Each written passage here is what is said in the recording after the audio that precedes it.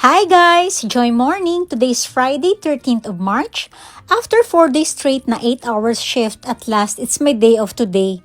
But still a busy day off for me. And yes, starting my day with good breakfast.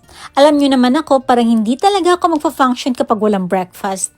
I'm having bread with Eden cheese, of course my hot coffee to warm me up, and enjoying my favorite avocado with condensed milk.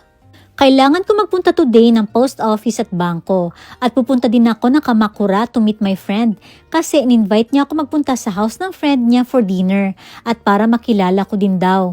Lately kasi guys, pag day off ko, madalas sa bahay lang talaga ako. Medyo magastos din kasi gumala. Kaya iniiwasan ko lumabas ng bahay pag day off kasi nga iniiwasan ko ang gastos dahil madami pa ako pinag-iipunan para sa mga gamit ng bahay. You know guys, how difficult to shoulder all the expenses as a single mom. Kinakaya ko na lang talaga. Medyo naganahan din lalo ako lumabas kasi may advance birthday gift daw na ibibigay sa akin ng friend ko. Kaya gusto niya ako makita today. Kaya na-excite din ako. Nagpunta muna ako ng post office para i-update ang address ng account ko. Good thing walang gaanong tao kaya mabilis ako natapos dito. Then nagpunta din ako ng Mizuho Bank para mag-update lang din ng account at mabilis lang din ako natapos dito. After ng errands ko, dumiretso na ako ng station going Yokohama, then pa Kamakura.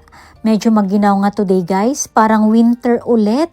Ewan ko ba, late ata ang spring season this year dito sa Japan. Fast forward, nakarating na nga kami dito sa house ng friend ko na naging new friend ko na din. Ang ganda ng house niya pero pasensya na talaga guys at hindi ko sila pwede ma-videoan kasi nga mga private na tao sila at hindi active sa SOCMED. Ang sarap ng dinner namin, super nabusog ako while watching Netflix movie at na-surprise ako sa carpet na birthday gift ng friend ko kasi nga medyo pricey, grabe. Bagay daw kasi to for my new house. I'm so happy and thankful. Pagkatid sa akin sa station, dumiretso na din ako ng uwi. Ang ginaw talaga today kaya gusto ko na talaga makauwi agad. May mga gagawin pa kasi ako at may pasok ako bukas kaya hindi ako pwede magpagabi masyado.